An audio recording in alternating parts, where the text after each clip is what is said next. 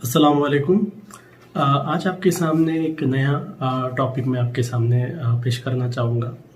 ये जो एक कोरोना वायरस का एक मामला पूरे दुनिया में और हमारे मुल्क में एकदम ही एक संजीदगी के तौर पर एक फैल रहा है और बहुत सारे लोगों के लिए, खासकर हमारी जनरेशन के लिए तो ये पहली बार है कि हमने ऐसा कोई एक वायरस का पेंडेमिक देखा है जिसमें इतनी बड़ी तादाद में लोगों को असर हुआ है। लेकिन आज मैं आपके सामने थोड़ा हिस्ट्री के थोड़े चीज़ें आपके सामने रखूँगा कि ऐसे जो पेंडेमिक्स और एपिडेमिक्स है, यानी ऐसी जो महामारी है, इससे पहले भी हुई हैं और जो अभी हम देख रहे हैं इससे कहीं ज़्यादा खतरनाक हुई हैं। तो अगर हम सोच रहे हैं कि आज जो कोरोना वायरस का जो मामला चल रहा है ये बहुत ही खतरनाक है, तो मैं आपके सामने थोड़ी चीज़ रखना चाहता हूँ जिससे पता चलेगा कि इससे पहले भी ऐसे मामले आए हैं, इंसानियत के ऊपर ऐसी आफतें आई हैं और इंसान इससे भी ऊपर उठकर है। तो ऐसी बहुत सारे अलग अलग इंसिडेंट्स आपके सामने मैं रखना चाहूँगा कि हम दुनिया की तारीख में ऐसे वाक़यात कब कब हुए। थोड़े पहले अगर हम देखेंगे तो एक बहुत जो रिकॉर्डेड ह्यूमन हिस्ट्री में अगर आप देखेंगे, एक बहुत बड़ा जो ऐसा एक वाक़या या ऐसा एक महामारी हुआ था, उसको कहते हैं प्लेग ऑफ जस्टिनियन कहते हैं, जो 541 में हुआ था। यानी उस वक्त जो दुनिया की सबसे बड़ी साम्राज्य थे जिसको रोमन साम्राज्य कहते थे, उस रोमन साम्राज्य में ये हुआ था प्लेग ऑफ जस्टिनियन। और ये इतनी तेज़ी से पूरी रोमन एम्पायर के अंदर फैला था कि 2.5 करोड़ तक लोग, यानी 2.5 करोड़ लोगों की मौत इसके अंदर हुई थी। बहुत ही बड़ा असर हुआ था, बहुत सारे लोगों का इसमें जाने गई थी। 2.5 करोड़ लोग यानी कोई मामूली तादाद नहीं है, बहुत बड़ी तादाद है। तो ये रिकॉर्डेड हिस्ट्री में अगर हम देखेंगे एक सबसे बड़ा एक महामारी था जो प्लेग ऑफ जस्टिनियन जिसे हम कहते हैं। उसी तरीके से जापान के अंदर भी जो है 735 में स्मॉल पॉक्स का एक महामारी हुआ था। स्मॉल पॉक्स के बारे में आगे कहूँगा, लेकिन जापान में जो 735 में जो हुआ था उसमें हम देखते हैं जापान का 1/3 पॉपुलेशन, यानी 1/3 पॉपुलेशन ऑफ जापान, जो ऑलमोस्ट एक हम जानते हैं कि 20 लाख तक उस वक्त की पॉपुलेशन, तो 20 लाख लोगों की मौत हुई थी। 1/3 जापान का पूरा पॉपुलेशन की मौत हो गई थी इस 735 के स्मॉल पॉक्स जो जापान के अंदर हुआ था उसके वजह से। उसी तरीके से दुनिया का रिकॉर्डेड हिस्ट्री का सबसे बड़ा महामारी जो हुआ था वो हुआ था 1331 में। इसको कहते हैं द ग्रेट ब्लैक डेथ कहते हैं, या द ग्रेट बubonic प्लेग कहते हैं। ये जो है पूरे के पूरे सेंट्रल एशिया से यूरोप और मिडिल ईस्ट सब तरफ फैल गया था। जो इसके बारे में आता है कि ये असल में शुरू सेंट्रल एशिया में हुआ था और उस वक्त आप जानते हैं कि जो बिजनेस का रूट्स होते थे वो सिल्क रूट से, सिल्क रूट यानी जो सेंट्रल एशिया के पूरे, चाइना के पूरे जो गुड्स होते थे बिजनेस की, और यूरोप को जो बाई रोड जाया करते थे सिल्क रूट की तरफ से। तो उस रूट से ये सेंट्रल एशिया से शुरू होकर मिडिल ईस्ट पहुंचा, मिडिल ईस्ट से यूरोप पहुंचा और इतनी बड़ी तबाही इसमें हुई थी कि जो प्लेग था इसमें 20 करोड़ लोगों की मौत हुई थी। एक एस्टीमेट है कि 20 करोड़ लोगों की, एक दो नहीं, 20 करोड़ लोगों की मौत हुई थी और किसी एक जगह नहीं हुई थी। अगर आप देखते हैं कि मक्का में भी इस प्लेग का असर हुआ था, बगदाद में भी इस प्लेग का असर हुआ था, पूरे के पूरे यूरोप में भी प्लेग असर हुआ था। तो ये दुनिया के रिकॉर्डेड हिस्ट्री का सबसे बड़ा प्लेग है जिसको ब्लैक डेथ कहते हैं या बubonic प्लेग कहते हैं, द ग्रेट बubonic प्लेग भी कहते हैं, जिसमें 20 करोड़ लोगों की मौत हुई थी। उसके बाद हाल ही में अगर आप देखेंगे, वैसे मैक्सिको के अंदर भी हम देखते हैं स्मॉल पॉक्स, जिसके बारे में आपको पहले बताया था। स्मॉल पॉक्स में भी 80 लाख लोगों की मौत मैक्सिको में हुई थी। यानी मैक्सिको का 40% पॉपुलेशन की मौत जो है स्मॉल पॉक्स के कारण 1520 में हुई थी। उसी तरीके से इटली में भी जो अभी हम कोरोना वायरस का एक बहुत ही बुरा एक माहौल हम इटली में देख रहे हैं, उसी इटली में जो है 1692 में भी एक इटालियन प्लेग आया था। प्लेग के बारे में तो आप लोग जानते हैं, प्लेग क्या होता है कि जो चूहों के ऊपर जो एक छोटी सी एक जर्म्स होते हैं वो इसे कैरी करते हैं, यानी चूहों के थ्रू ये कैरी होता है। तो ये जो इटालियन प्लेग था, इस प्लेग में भी 2,80,000 इटालियंस की मौत हुई थी, ये 1692 में। और लंदन में भी उसी टाइम पर 1665 में लंदन में भी हुआ था, जिसमें हम देख 1 लाख लोगों की मौत हुई थी। तो ये दुनिया की तारीख अगर हम उठा के देखेंगे, जब पुरानी तारीख भी उठा के देखेंगे, बहुत ज्यादा इस तरीके से हुआ है। और 1853 के अंदर हम देखते हैं एक प्लेग वापस हुआ था इंडिया और चाइना में। इसमें 1,20,00,000 तक लोगों की मौत हुई थी। ये भी एक बहुत बड़ा प्लेग हुआ था।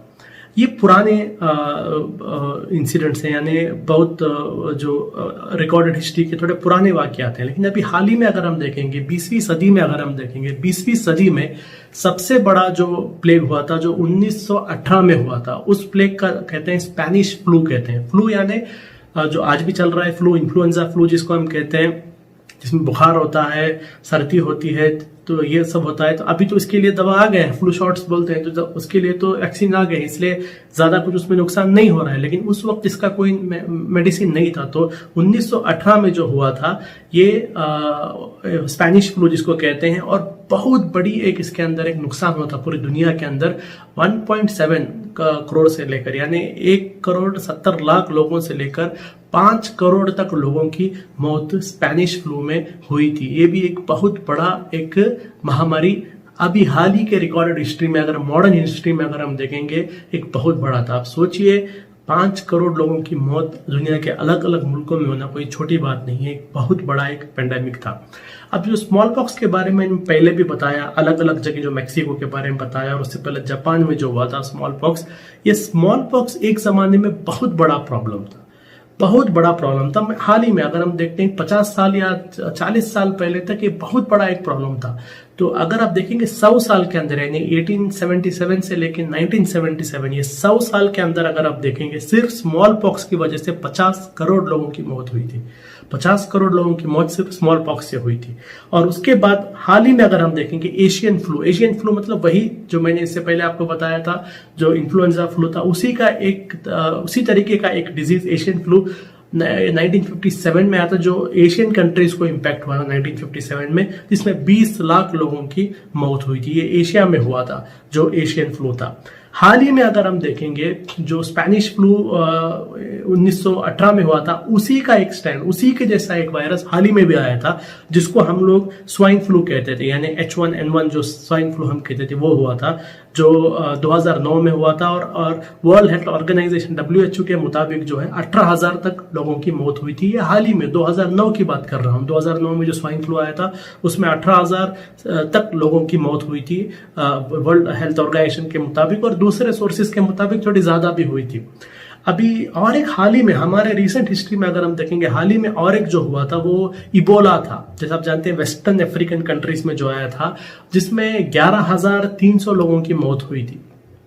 अब इबोला जो था ये इतना खतरनाक था कि इसका जो डेथ रेशियो का मतलब होता है कितने लोगों को ये बीमारी हुआ, उसमें कितने लोगों की मौत हुई। तो ये इबोला जो था, इबोला का डेथ रेशियो जो है 40% था, यानी टोटल 28,000 लोगों को, 28,000 लोगों को ये वायरस से इन्फेक्टेड हुए थे, और 28,000 लोगों में जो है 11,300 तक लोगों की मौत हुई। ये बहुत ही ज्यादा है, यानी 40% तक लोगों की मौत होना है कोई छोटी बात नहीं, बहुत बड़ी बात। इतना खतरनाक वायरस इबोला वायरस था। इससे पहले जो भी अलग अलग वायरस के बारे में मैंने आपके सामने बताया, चाहे वो स्पेनिश फ्लू हो, स्वाइन फ्लू हो, एशियन फ्लू हो, स्मॉल पॉक्स हो, अलग अलग जो भी प्लेग हो, इसमें अगर आप देखेंगे डेथ परसेंटेज जो है वो इतना ज्यादा नहीं था, वो 2-3% के नीचे होगा, लेकिन 40% बहुत ज्यादा है। अभी भी अगर आप देखेंगे जो कोरोना वायरस की जो बात चल रही है, इसका भी अगर आप डेथ परसेंटेज देखेंगे, सिर्फ इटली में अगर हम देखेंगे 4% से ज्यादा है, बाकी हर जगह वो कम है। तो ये इबोला वायरस बहुत ही खतरनाक था। तो ये सारी चीजें मैंने आपके सामने क्यों रखा, मैं आपके सामने ये बातें इसलिए रख रहा हूं क्योंकि देखिए ये जो एक वायरस का एक आउटब्रेक हुआ है, पहली बार नहीं हुआ, इससे पहले भी हुआ है, लेकिन हमेशा इंसानियत ने इस पर जीत पाई, इंसानियत की इस पे जीत हुई। वो इसलिए क्योंकि अल्लाह सुब्हानहू व तआला ने इंसानियत को अशरफुल मखलूक बनाया है, इंसानियत के अंदर ये काबिलियत दिया है कि इंसान ऐसे हर चैलेंज से ऊपर आए। ग्रेट प्लेग जैसे प्लेग से भी इंसान ऊपर आया है, स्पेनिश फ्लू हो, स्वाइन फ्लू हो, या स्मॉल पॉक्स जैसा एक सबसे खतरनाक एक महामारी था, वो पूरी तरीके से दुनिया में उसको खत्म कर दिया गया है। तो इंसानियत हमेशा ऊपर आई है।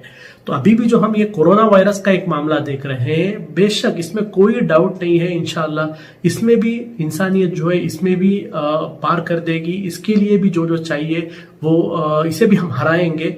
वक्त लगेगा। जैसा आप लोग जानते हैं कि इसका भी वैक्सीन बन रहा है। अब बहुत सारे लोगों के अंदर एक सवाल आते हैं कि वैक्सीन क्यों मार्केट में नहीं आ रही। वो इसलिए क्योंकि कोई भी वैक्सीन मार्केट में आने से पहले उसका टेस्टिंग होना बहुत जरूरी है। टेस्टिंग का मतलब ऐसा नहीं होता कि किसी एक आदमी पर टेस्ट करो, नहीं, उसका अलग अलग अलग फेज होता है। जानवरों पर होता है, फिर थोड़े ह्यूमन वॉलंटियर्स आते हैं जो टेस्ट होते हैं, और ये टेस्ट जो है 1-2 महीने नहीं, बहुत टाइम तक टेस्ट होता है, क्योंकि देखा जाता है कि इस वैक्सीन का असर आज नहीं 6 महीने के बाद कुछ साइड इफेक्ट होगा क्या, ये पूरे चीज देखने पड़ते हैं। और अलग अलग कंट्रीज के अंदर जो है इस वैक्सीन को अप्रूव करने वाले बॉडीज होते हैं जो इस वैक्सीन का ऐसा पूरी की पूरी टेस्टिंग के बाद ही इस वैक्सीन को पब्लिक में देते हैं।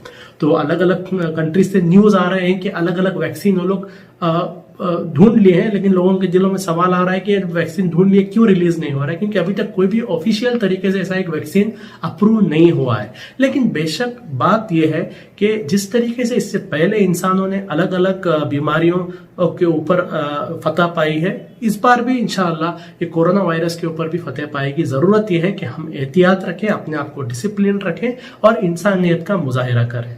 शुक्रिया।